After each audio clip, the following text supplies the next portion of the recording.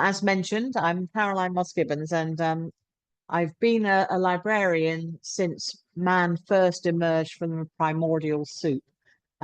Or basically, I was counting, I thought 42 years, but I've missed a couple. It's now 44 years. And for 34 of those, I've been supporting the research needs of research scientists at specialist research institutes, the Royal College of Physicians, and now here at the University of Gibraltar, as well as, of course, all universities, university students as well. And so what I'm talking about today is very much an abiding passion of mine, which is connecting people with the information they need. It's very much what I'm all about, what librarians of my ilk have been doing for ages.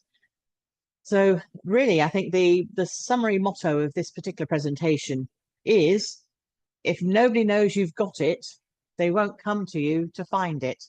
And this is where the librarian can help with this. We've already seen just from this morning, and you just look at the program for this 2-day conference, amazing amount of work going on, all sorts of areas, and you can see the opportunities for new collaborations and connections within what's being presented already. And I've made copious notes just from this very first session, and I'll continue to do for more. But central to that research process that I've long supported is resource discovery. And the questions that always arise from that is, how do we increase awareness of the hidden gems? As a librarian, I've come across this time and again that researchers will say, if only I knew that had existed. And how do we connect these resources, not just with researchers? I'm focusing on researchers for this session, but also for educators, and of course for the people they're educating, and policymakers. How do we spark new collaborations and new ways of looking at these hidden gems? And sometimes, of course, it's by putting ideas into people's heads from what it is we show them. So for that resource discovery to be effective, what you have to have is very time consuming, but intensive, detailed, extensive description. It's the bit that is where a lot of people, some people are very focused on description like I am. Others, the lacuna will often be, the gap will often be that people, for example, a picture says 1,000 words. Also, a picture needs 1,000 keywords to describe it, but most people don't have the time to devote to giving the fullest possible description of the resource that they use. And so this is where a finding aid, which is essentially what I'm talking about, steps in.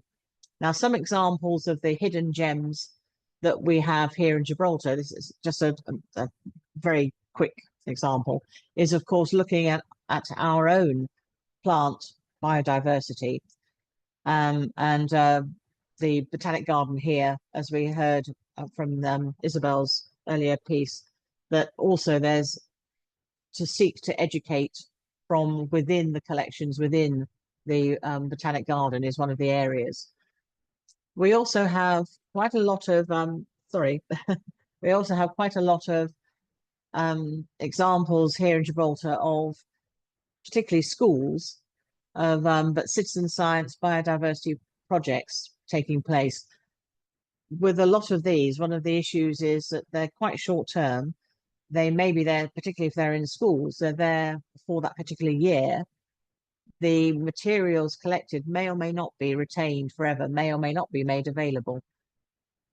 We also have a lot of people who are interested in photography in Gibraltar. And there's a particular person I'm thinking of in this context where there is a lot of our flora data, including locations, in a photographic collection. One of the things about Gibraltar, like with all of the overseas territories, the particular context of that territory is what leads to the types of collections that are developed.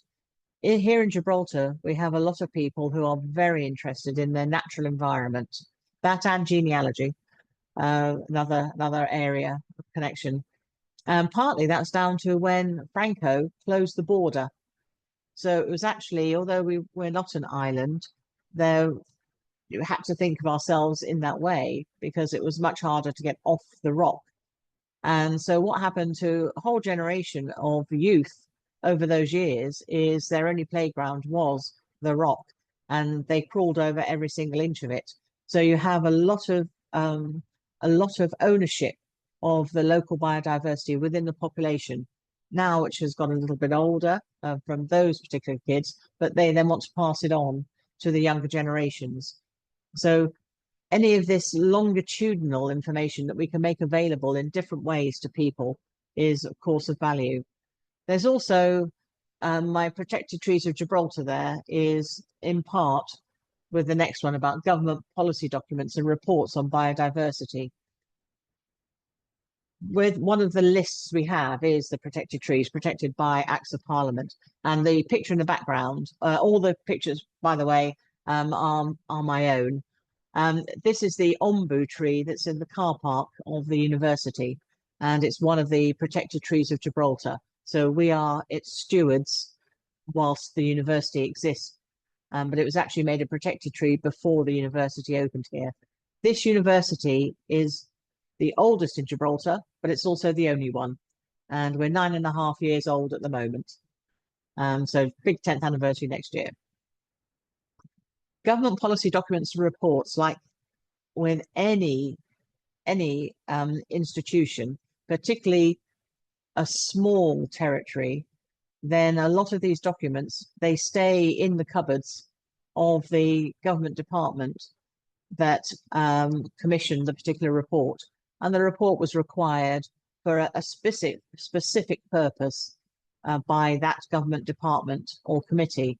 And often those documents then stay within that cupboard because its purpose has been served as far as the owners of that material go.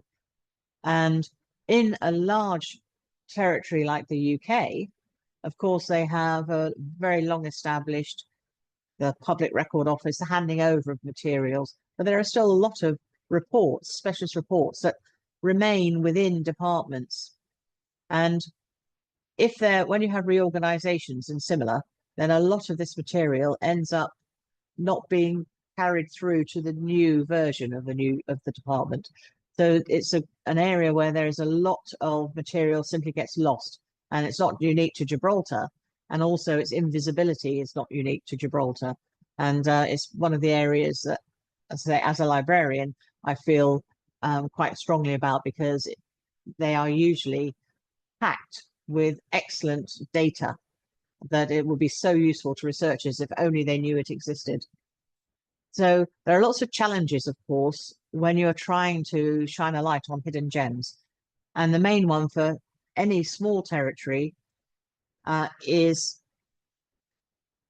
and then bigger ones, is this silo element, because a lot of people don't necessarily think what they're working on is going to be of interest to others. Now, St. Helena has a lot going on from a research perspective, and it's very inspiring to see so much activity in so many diverse areas.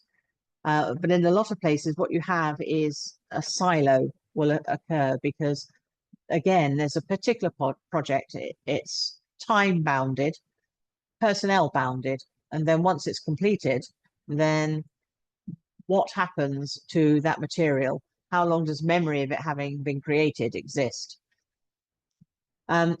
The other thing is, of course, lack of, as usual with all of us, lack of time, staff, and of course money to develop these collections. If I had 20 people at my disposal to do nothing but shine lights on hidden gems, obviously more of these would be brought to the surface. All of us are like that. The smaller the territory, the more of a problem this is, particularly when I say staff.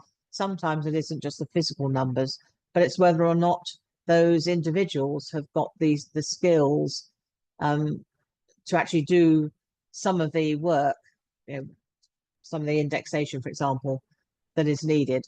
Caroline, 5 minutes, please.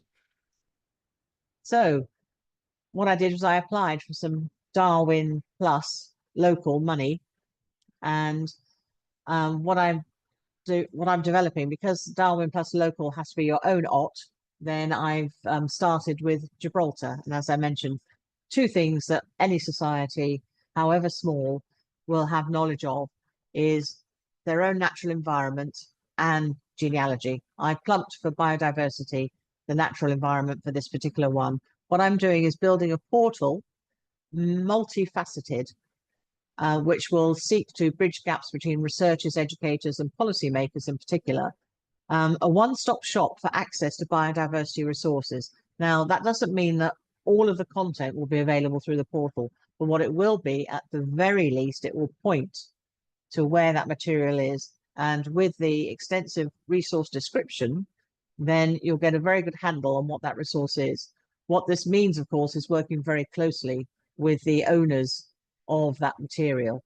And in some cases, the full material will be available through the portal. But as I say, at the very least, you'll know exactly what it's about from the extensive descriptions. This is a feasibility test. I'm positive that it will work.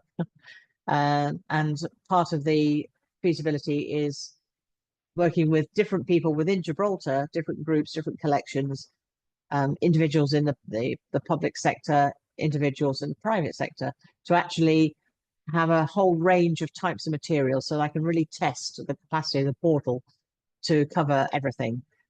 And so mainly it's about enhancing and increasing access points. My future vision is to expand this beyond Gibraltar. What I'd like to do is apply for a Darwin main, so that I can actually also point at hidden gems elsewhere.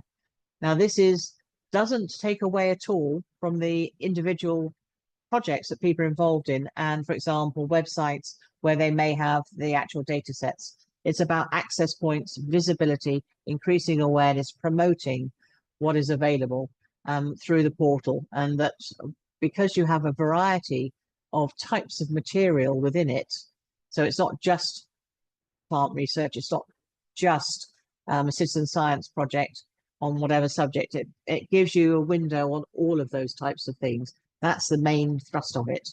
And I'm hoping that also this will increase local capacity. It's an opportunity to build local capacity and develop collaborations. In conclusion, what I'm aiming for the portal is to essentially to unlock and share hidden biodiversity gems. And the portal itself will be infinitely scalable and replicable model. I want to include the hidden gems collection to also encompass heritage and culture as well, not just the biodiversity. I had to pick one subject area to start with, but it will be a larger one. And what I'd like to do is to also create some virtual collections as well. With the portal and with indexing, you can create many sub-collections, as it were. For example, replicating that stamp collection from the 80s that I came across, which was the land birds of the overseas territories from the post office. A very good example of a sub-collection where you could have information culled from different parts of the portal that will reflect that particular sub-collection. It could be flora, a particular plant, could be ants, whatever. So what I'd like to do is to develop some networks with people in the OTS, the other overseas territories, to also see how we can bring their hidden collections to light as well. So thank you. And I'd like to acknowledge, obviously, Darwin local funding and photos on mine.